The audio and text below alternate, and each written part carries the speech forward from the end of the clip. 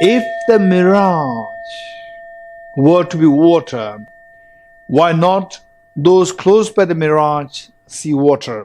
The flower, empty of intrinsic reality. Flower non-existent. There's a difference there. Although in your mind, the flower disappears. So flower is not there. So let's say that there's a flower in my hand, and I just ask you, just imagine, what do you think is illusion? There's no flower. Just imagine that. You can imagine that, but it's pure nihilism. Pure nihilism. Whereas, say, oh, there's a flower there, yes, but there's no intrinsic flower. What do you mean by no intrinsic flower? Because there's a dependent flower. Oh, that makes sense. It makes sense. So it's not total. So when you see that, when you go into on the atomic level, then you see there's no intrinsic flower. Intrinsic flower dissolves. But in your mind, flower is not rejected completely. Although in your mind the flower does not appear. But that lack of the appearance of the flower versus just randomly saying that there's no flower in your hand. Just imagine there's no flower in your hand. There's a stark difference there. One is total nihilistic, the voidness, and the other is the voidness due to the voidness of the independent reality. Voidness of independent reality, not the voidness of the object. It's the voidness of independent reality. Because, say, we are talking about dependent origination. There's no independent reality, but dependent origin still remains. So this is extremely important. And I would say, what I would say is that one thing that I can very confidently tell you is that let us never keep us down to our exploring emptiness, and let us make commitment that no matter at a certain age, at whatever the stage, you get some understanding of emptiness. Let us never be complacent that I understood emptiness. The moment you say that I understood emptiness, full stop, is a dead end to your understanding of emptiness. You will not go further, any development or any progress beyond this point is a big loss.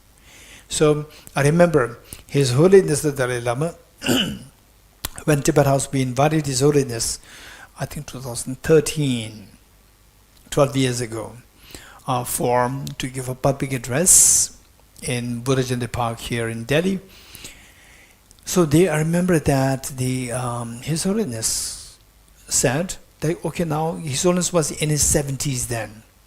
He said, okay, now I'm in my 70s. Almost like the last 60 years, I've been contemplating on emptiness. Now, from my own experience, I can say, look, this is the spirit that we have to learn from His Holiness. So, with continuous study, contemplation, meditation, and meeting with teachers who are well-versed, who are so well-trained, who actually meditate on emptiness, and who has a passion in emptiness, with some emptiness, and communicate with them. And any question that you might have, you can ask. And then you may think that I've realized emptiness. You communicate with them and just ask if my understanding of emptiness is okay, right? And then some teachers may be extremely diplomatic, will say, very good, very good. And you may think that you got emptiness. This can be another dead blow to you understand emptiness. This is extremely a great hurdle, because the real teachers should actually be able to identify where you're going, what level you have reached, where you get stuck. Oftentimes we don't know where we get stuck. For example, Lama Tsongkhapa himself, such a brilliant master, amazing great master, with so many innumerable students, big scholar students over there. And when he felt that he got some experience of emptiness, he double-checked with Lama Tsongkhapa. Double-checked with Arya Manjushri. Then Arya Manjushri very clearly indicated that you understand emptiness, it is not the experience, the emptiness of prasangika.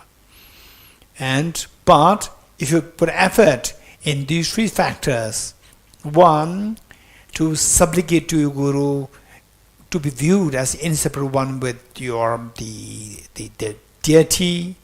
Number 2, engage in the purification processes, engaged in a very fervent, very strong purification practice, plus accumulation merit and purification 2.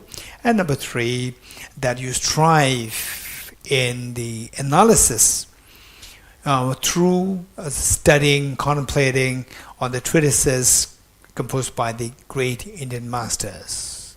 With these 3 factors intact, you will soon realize emptiness very, very meticulously, very clearly. Immaculate experience of emptiness come to your realization. This was the prophecy made by the Manjushri. So, in according to this advice, the advice from Manjushri, then Lama Tsongkhapa decided to leave for a solitary retreat. And within the span of 11 months, he engaged. So today, when we think about Lama Tsongkhapa, we see him as like he's in a brocade, like brocade. The very expensive brocade, draped in very expensive brocade, elegant. No, when he hardly have even enough to eat during these 11 months. And he hardly have even the mandala set to offer mandala. He offered mandala on the stone slab. He did not even have the proper mandala set. Today we have mandala made of silver, and they say okay, for me, I got a mandala set given to me by my teacher, gifted to me by my teacher. Venerable Geshe, he gave me with this mandala set, and that's very precious to me. For Lama Tsongkhapa, there's no mandala set. He didn't have any mandala set. He offered the mandala to the Buddhist Bodhisattvas on this stone slab, and finally the base of the hand, the palm, the base, it went into sore. The blood coming out, pus coming out. So this was the amount of the effort that he put, while he himself was such a brilliant, incredible enlightened master. But these are the efforts that he put. And then, after completion of life, 11 months, and then he had the dream of all the masters of the mathematical philosophy, and one particular teacher, which he saw as Acharya Buddhapalita. Buddhapalita came down to give him a book, scripture. And the next day, he woke up. Next day, he had a visitor, and a visitor gave the scripture on Madhyamika, on the middle way philosophy, composed by Acharya Buddhapalita.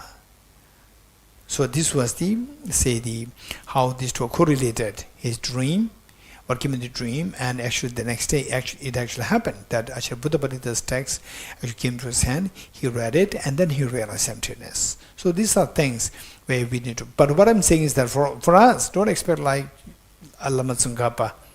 For us, it may take another, like several lifetimes. But this life, we are very fortunate to have met with this great Nalanda tradition, having met with this, the opportunity to study Acharya Chandrakirti's text, Lama Tsongkhapa's own compositions, the commentary on Acharya Chandrakirti's text, Arya Nagarjuna's text. We are very fortunate. So the point is that let us, as His Holiness, set an example, a great example for us, that not to feel complacent with whatever little experience of emptiness that you get. Let us not be complacent. Keep exploring, keep studying, and then, if possible, when you do feel that realize emptiness, we need to meet with your teachers, meet with great enlightened masters, meet with them, discuss with them, and then particularly if you feel very comfortable, you can directly ask that discuss on some points, and you think that some kind of understanding of whatever is coming to my mind. So is there a way by which to evaluate whether it's correct, not correct?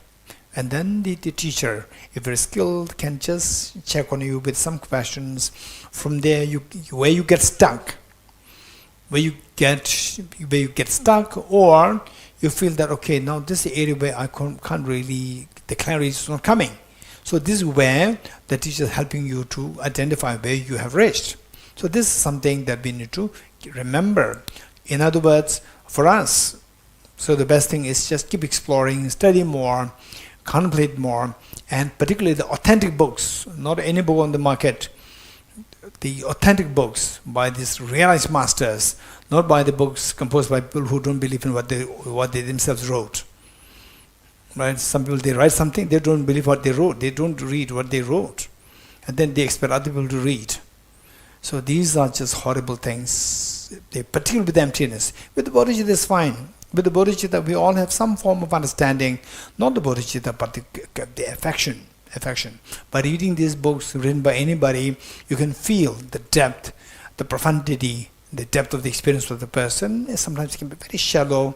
For example, like I remember that you can easily see, with respect to the bodhicitta teachings, you can see that some are very shallow, some are extremely profound.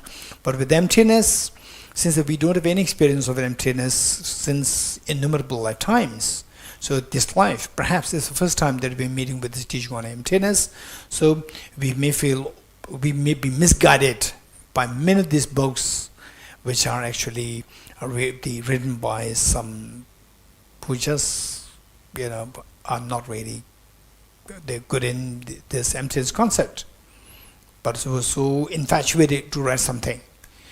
So there are some very good books. So what we suggest is that, and once you get some understanding of emptiness, then you can read any book. You can easily see, just flipping through a few pages, you can see this is very shallow. You can see that. You can see it very clearly. Okay, till that point, we should be very careful to make sure that, particularly the books by Lama Tsongkhapa, they can be technical initially. But then simply because it's technical, emptiness itself is technical. We can't expect emptiness to be like listening to stories. It's going to be technical. So we also have the capability to understand the technicalities. We also have the Buddha nature. So why do we have to undermine your own potential? Okay, this is just a little bit of